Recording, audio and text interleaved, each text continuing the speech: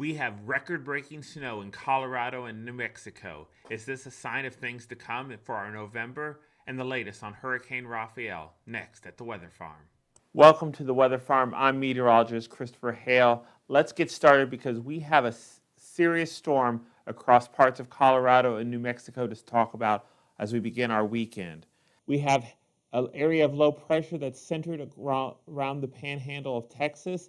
On the front side, on the warm side of the storm, it is bringing heavy rain to parts of western Colorado into Oklahoma and north central Texas. On the backside, in southeastern Colorado and northeastern New Mexico, we have seen 10, 20, 30 inches of snow already. For our Friday, we will see an additional 10 to 20 inches of snow before this system starts to move out of New Mexico through Kansas into Nebraska for our weekend. We have winter storm watches and warnings in place across eastern Colorado, New Mexico, far western parts of the panhandle of Oklahoma and the northern part of Texas. We have blizzard warnings for those higher elevations across northeastern New Mexico, where we could see 30 to 50 inches of snow in those higher elevations.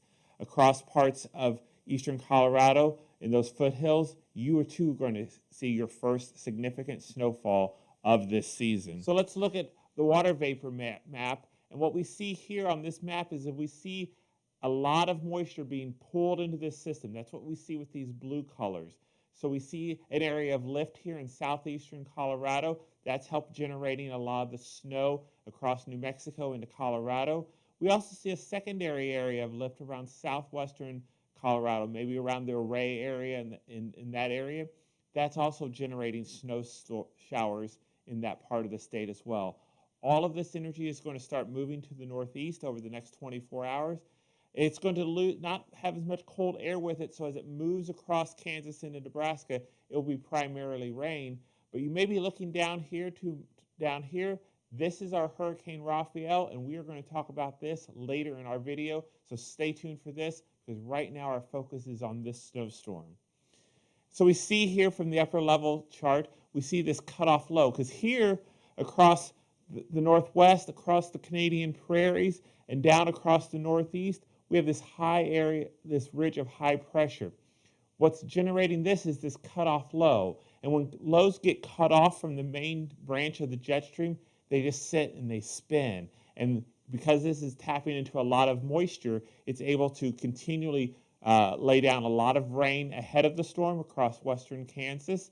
But in that colder air, where that cold air is worked in, we're seeing the significant snowfalls. And that's what cold cutoff lows tend to do. They tend to provide cold pools of air, and so it is generally cooler and colder in these areas. And they don't really move very fast. So again, Friday it's right here. By Saturday it's going to be across parts of Nebraska, and by Sunday it's going to be part of Minnesota before it gets caught up in a next trough that's going to be sweeping across the northern plains to start our next week. So let's take a look at the precipitation forecast. Again, we're going to see heavy rains across parts of western Kansas into Oklahoma. Oklahoma City, you could be just in the bullseye of 4 to 6 inches of rain, 2 to 4 inches in the red area through our Saturday afternoon. Across parts of Colorado and New Mexico, where you see those 1 to 2 inch precipitation amounts, a lot of that is going to fall in the form of snow, as we can see here from our snowfall map. Far northeastern New Mexico, far southeastern Colorado, you've seen 20, 30 inches in those higher elevations, and an additional 10 to 20 inches is likely. But as we stay east of this I-25 corridor, so into far eastern Colorado, including the Denver metro area, you are under the gun for 7 to 14 inches of snow. In those higher elevations, again, we're going to see 2 to 3 feet of snow, but everybody is going to get in on the snow here. You get toward Greeley, you may see 4 to 8 inches. Far southeastern Wyoming, again, 1 to 3 inches is going to be likely. So let's put everything into motion here. Here's that area of low pressure. Again, it's just sitting and spinning here on our Friday. On Saturday, it starts to move up towards Nebraska. Again, it's cut off low, so it's going to move slow. And then by Sunday, it's going to move into Minnesota. But ahead of it, we're going to see precipitation continually to tap into the Gulf moisture.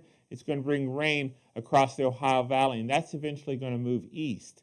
We see a little low that's starting to move on to the Pacific Northwest to start the new work week. It's going to scoot across the Canadian prairies, some snow showers for the mountain areas of Idaho and Montana, but no significant weather to speak of across the United States for most of this upcoming week.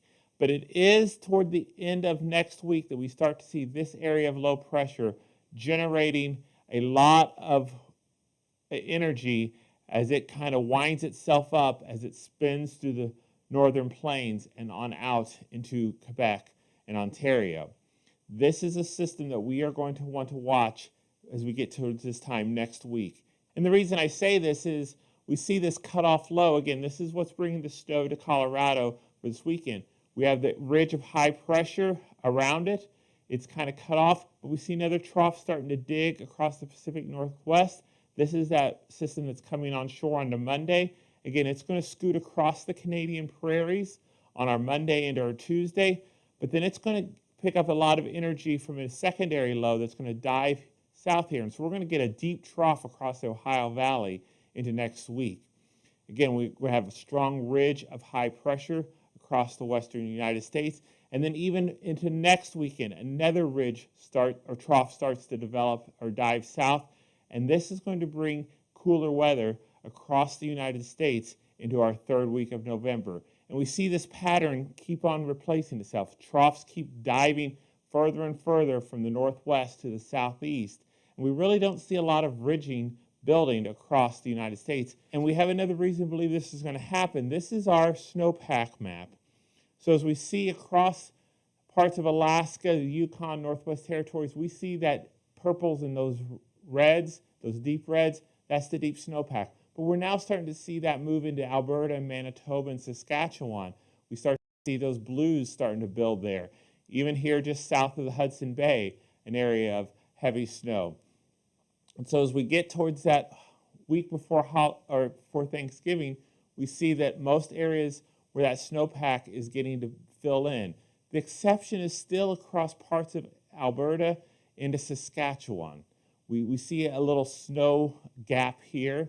I mean, it fills in initially, but then it warms back up, and we start to see that snow gap happen here.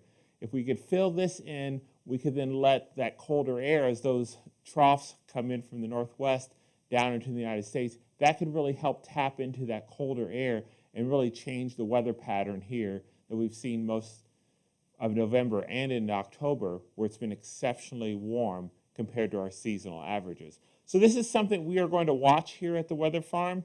We want you to stay tuned, but there are hints that the weather pattern could be changing as we get to the third and fourth week of November, based upon the 500 millibar chart and the deepening snowpack across the northern parts of Canada. Well, we have Hurricane Rafael here in the Gulf of Mexico. It made landfall across parts of western Cuba on Tuesday as a Category 3, a major hurricane. It's now made its way out into the Gulf of Mexico. It's heading west at about 5 or 6 miles per hour, and the path of it is still a little to be determined, that we think as each model run comes in that it's less likely going to hit the United States. So out to 24 or 36 hours to our Sunday morning, the models are pretty consistent in that westward track. Then it's where does it go from here?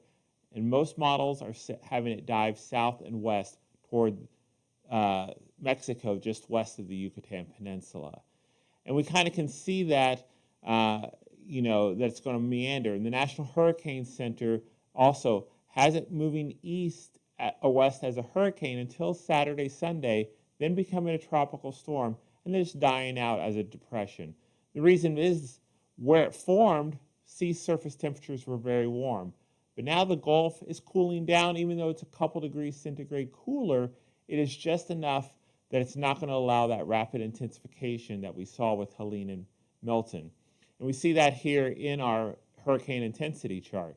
So 24 hours out on our Saturday, most of these models would have the system still as a Category 1. But you go 48 hours out into our Sunday morning, most of those models have downgraded it to a strong tropical storm. Into our Monday, it's a medium tropical storm, and then continued further weakening. A lot of the models do have it just dissipating, really not making a direct landfall as we would typically think about a tropical system. So it does bear something to watch. Tune back in on Saturday night, and we'll see the latest on Hurricane Raphael.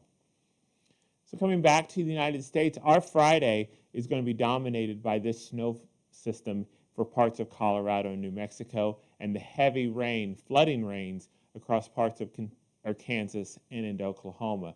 The rest of the United States has seen pretty calm weather. There's Raphael down there in the Gulf, just spinning away a 987 millibar low. For our Sunday, the snow's kind of dissipated. We have an area, a front that's going to pass across parts of Missouri into Illinois, bringing rain and some thunderstorms there. We could have a strong storm even near Nashville. Across the Pacific Northwest, we have some rain moving onto the coast. And on our Sunday, the rain moves east into Pennsylvania and Virginia. We have an area of low pressure across the upper Great Lakes, and we have snow across the Canadian prairies just south of Hudson Bay. This particular model wants to completely dissipate Hurricane Raphael into just an area of disturbed weather. We really don't see a lot of cold weather across the United States for our Friday, the exception being over Colorado, where we are getting that heavy snowfall. And that's really been the trend for the last several weeks. We have 1 or 2 days of colder weather, and then the temperatures have been rebounding and above normal, above seasonal normals for most of the United States. And so we see this into our Friday and even going into our Saturday. No real jabs of cold weather. I mean, there's going to be 60s across southern Manitoba on our Saturday. Now, northern Maine, you could be in the 30s and 40s. Florida, you're going to be in the 80s. And it's generally going to be a comfortable weekend to get out and enjoy the fall weather across most of the United States. As we look into our Sunday, as that rain starts to move from the Missouri Valley and it starts to move east into parts of the Northeast and Pennsylvania, it's going to keep temperatures down there. Temperatures are going to only be in the 40s and 50s, but we already see that warmth building across the Central Plains in advance of that next weather system, which is making its way onshore into the Pacific Northwest and into British Columbia. That's going to bring another trough of low pressure down across the Four Corners region out into the plains by the middle of next week. We hope you've enjoyed your time here at the Weather Farm. Check back again with us on Sunday evening for the latest updates for your upcoming work week. Like and subscribe, share this with your friends, and right now I want you to go down and I want you to click that subscribe button. Your support means the world to us. We'd love to hear what you have to say. Have a great weekend and be safe.